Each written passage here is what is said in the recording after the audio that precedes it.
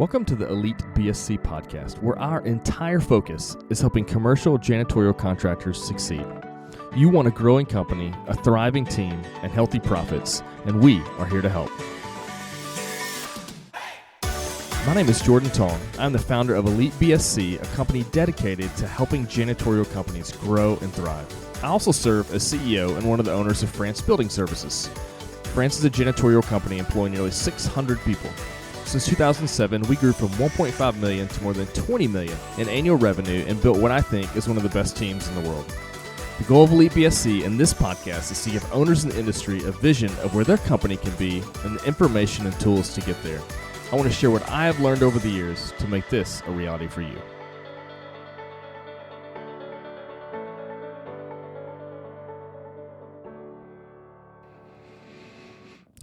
Hey, cleaning contractors, it's Jordan Tong, your host here with Elite BSC and the Elite BSC podcast.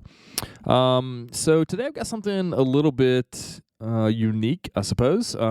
We do workshops, live workshops, a couple times a year on various topics related to the commercial cleaning industry.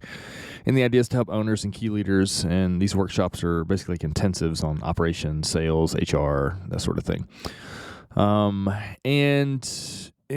in one of these workshops, we talked about there was a study or a research paper that was done and published in Harvard Business Review, and it went on to ended up being a book that I think was published by Harvard Business Press. And it's called the service profit chain. And basically the idea is that there's this concept that happy customers, satisfied customers, and ultimately profitability is a result of how satisfied your employees and team members are. And it's really interesting. It's a really interesting, progression and sort of how they lay out the argument. And I'd encourage you to check out that paper. You can probably find that paper online for free somewhere. It's called the Service Profit Chain. And if not, you can purchase it, I know, from Harvard Business Review for a few bucks. Purchase the article. So anyway, this particular talk is something I gave at one of our workshops, and it dives in depth about the service profit chain and how that applies in the cleaning industry. And I think it's super relevant, particularly as we think about establishing our operations and leading our people well. So I hope this is helpful, and enjoy it. So what we want to try to do is lay out for you how to think through what an operations plan looks like from beginning to end. So it's for there to be some logical flow to what we do, all right? And I was just having some conversations with Josh yesterday. We had lunch from Montana, and we were talking about the importance of culture in an organization. And so what I want to argue for is that our culture, and by culture, I mean like our mission, vision, values, like what we're aiming toward as a company, what the soul of the organization is. That's the foundation level of your organization. And you've got to get that right or get it established before you can begin to effectively scale and build out an operation. And so what I want us to look at something here. There was a book published, and I had it on my shelf back there. It's called The Service Profit Chain. I probably would not advise you to go buy this book because it's long and it's tedious a little bit. But it became a really well-known idea and methodology. And there is an article in the back of your workbooks here that was from the Harvard Business Review on the service profit chain. And what these guys have done in this work, and Jeff, can we pull that particular one up, is, and this has been written about a lot, that shows how the service industry works and specifically how we end up creating profitable, loyal customer relationships. All right, and here's what they argue is that customer loyalty, so like getting customers and keeping those customers around for a long time and those customers being profitable and increasing revenue over time, that starts by those customers being loyal. And then they go back and ask the question, well, what makes customers loyal? And to that, the answer is these customers are satisfied. They're satisfied customers. And to go back to that, they ask the question, well, what causes that? And it's the team that we have in place that's serving those customers, right? Because if our teams, and you guys know this, if you don't have good teams out there in the field, usually the perception from the customer is that this is not good. We're not getting a good product. We're not getting a good service. And so what makes for good culture within our teams and team members that want to stay is them being satisfied, right? And so at the end of the day, what they're saying is that when you have a culture at your company and a team that's working hard, that likes to be there, that likes their job, they know what they're about, they know what the company's about, and the workforce is thriving, then you're going to end up with customer loyalty, which will increase profitability over time. So that's the argument that they make. And the idea behind it is this.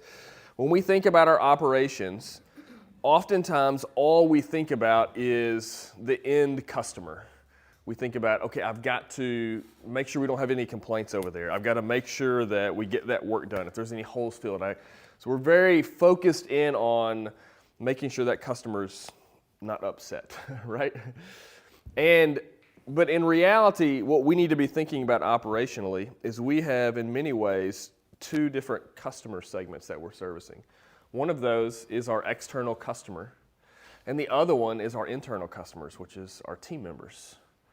And we need to cultivate and think about as we think about our operations plan, that we're thinking about the internal side of this scheme here, okay?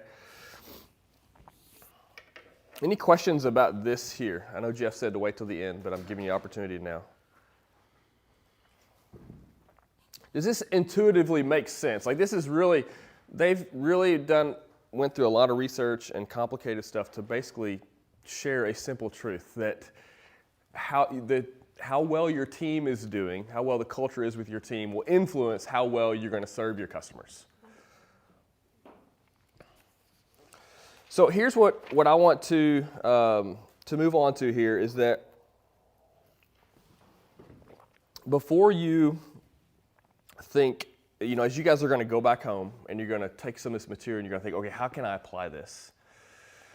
I would argue that one of the first things you need to do is identify what you want your culture to look like. Or if you already have a pretty strong culture, to make clear or clarify what that culture is in your organization. And so as Josh and I was reminded of our conversation yesterday, we were talking about culture in a company, and culture is almost like it's the soul or the character of the organization. So if any of you guys are married and have kids, your family has a culture in it, right? And there are certain habits that you do, there are certain beliefs that you have, there are certain morals that you guys hold to and value in your home. And so it sort of takes on its own thing, right? And so we do the same thing in our company. And culture, what it does is it creates these guardrails, as it were, in your organization to say, this is the kind of people we want. This is the kind of behavior that we want. Our processes need to be in line with these values. So in many ways, it creates the parameters or the guardrails that the organization will run on. So no matter how small you are or no matter how big you are, the culture that you create and identify and clarify becomes the thing that all future decisions that are made in the organization will be based on that. So one of the questions, and I forget who I was talking to about this the other day, you begin to get a little worried, how can this thing grow beyond my own ability to keep my hands around everything? And this, in many ways, is the key to answering that question because, for instance, in my own house, and I've got 5 kids, if I, as a overbearing father, try to rule and reign everything in my home, at some point, it's not going to be good, right? And at some point, I've got to start letting go as my kids grow and expand out. And if we have built a good culture in our home, I can slowly begin to release and let go of decisions knowing, hey, they've bought into this sort of thing here, right? And in the same way, when we begin to have a culture that's ingrained and people buy into it and it begins to impact and affect everything that's going on in the organization, then you're at a spot where you can have more confidence that, hey, we can scale beyond my ability to keep my hands around everything. So there is an article in the back, another Harvard Business Review article that was written by Jim Collins, who wrote the book Good to Great. And before he wrote that book, he had an article in the HBR on how to create or identify a company vision. And he walks through the steps of that. So I want to just walk through this real quickly. And my takeaway for you would be this. I would encourage you and your team to go back and walk through this exercise together. So I would read through that Jim Collins article and walk through this development of what your culture looks like or what your vision for your organization looks like. Now, I know a few of you all are going to object and you're going to say, Jordan, we've already done that. We already know what our culture is. And so I would challenge you, if that's you and you think that's it, go around and survey all the managers or supervisors in your company and say, can you define our culture here for me? What's the vision that we have for this company? And see what kind of answers you get. And unless you've been like really intentional about it and you've made it clear and written it down, I suspect you still have some work to do. So what Collins argues is that there are three things that are combined to create this, to, I guess, draw some parameters around or identify what the culture is, all right? And it's your mission, your vision, and your values. So, and again, you can go in any order here you want to. So the mission expresses why you are in business, okay? So it's something that, it's sort of the thing that gets you out of bed in the morning. It's also something that it would stay the same even if you changed industries. Okay, so it wouldn't, like your mission, the reason you exist is not because you want to create really clean buildings, right? Like that's not what gets you out of bed in the morning. There's something below that's why you do what you do. How many of you all just get really excited about cleaning buildings just by itself, right? Like none of us do, right? And if you think about it, most industries are boring if you're just looking at, what they do. So like, as I think around and think of the manufacturing places here in town, there's places that all they do is make toilet paper, right? Kimberly-Clark's got a factory down the road. How exciting is that? We make toilet paper, And you could go on and on. You think about everything, there's nothing that sexy and glamorous about most businesses, okay? But it's something behind that captures you and gets you out of bed in the morning. So for instance, at our company, our mission is to create loyalty by loving and serving well. And so in our minds and in our organization, we want to create an awesome company that we're serving like crazy and people love being a part of or being connected to our organization. So it will be our customers out in the field and it will be our employees that work here. So our desire is to create an amazing culture and an amazing company that people want to be a part of. They would say, this is one of the best places I've ever worked. This is a family. And our customers would have the same sort of interaction with us. And so if we clean, that's great. If things change over time and we do something a little bit different, if we add on other service lines, if we buy a business in a different kind of industry, we have the same outlook that this is what we're trying to create. And again, this mission doesn't need to make sense to you all. So this is something internally that we've grown and built and sort of evolved into over time, and it gets us excited, right? And you guys have to find out what that is at your organization. The next thing is your vision, and this is a what it would look like if your mission was fulfilled. So this is a painting of a picture of what would it look like if we succeeded in our mission. And so for us, our vision statement is to be the most respected company in our industry.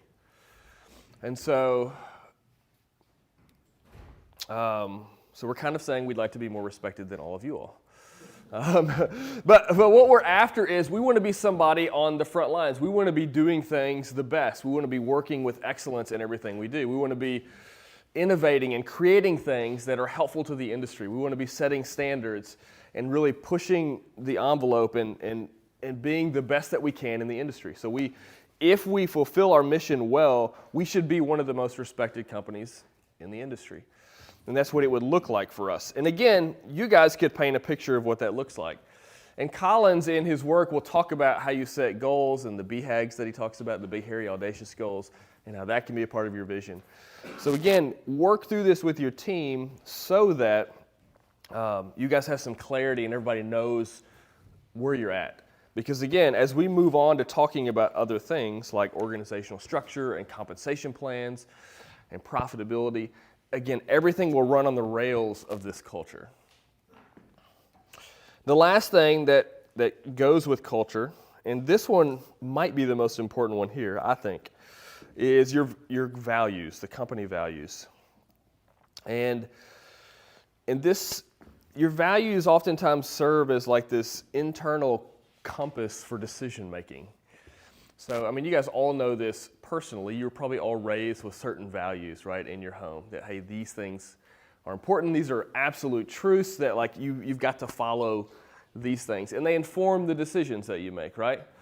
So, like, in our house, at home, there are certain things that my kids know are right and wrong. They're values that inform and shape what we do in our home, right? One of those is you respect your mom and dad, right? And so we're hopefully working that value in that respecting adults and authority is a good thing that our kids are learning how to do. We fail at that miserably in our house. So if you have any tips for how I can be a better parent, I am wide open for that.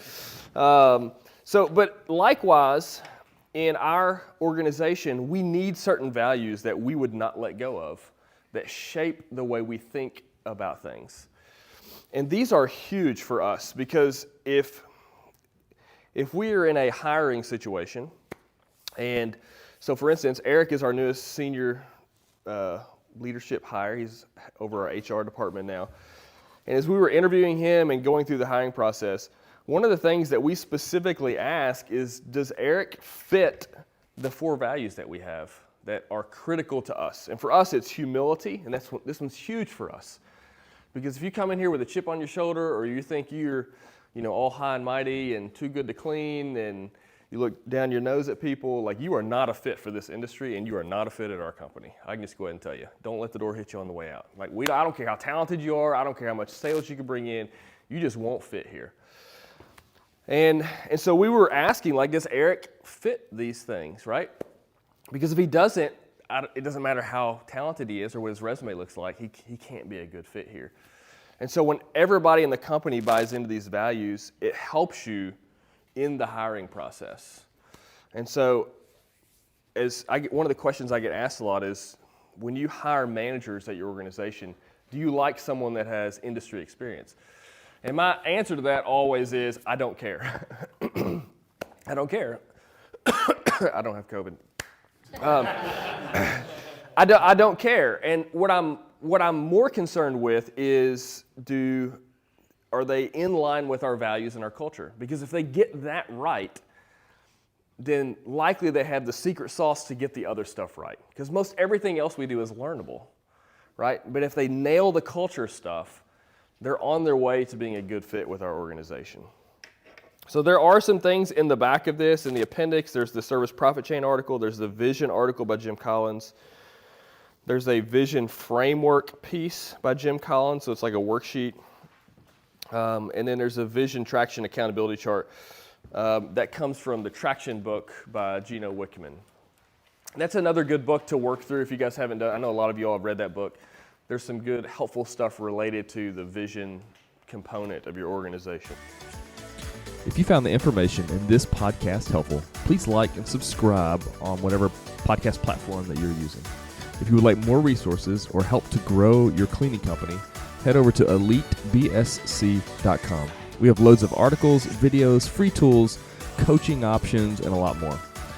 If your company is greater than $500K in revenue and you want to take your learning experience to the next level, check out our mastermind group. You can learn more about that at elitebsc.com/mastermind.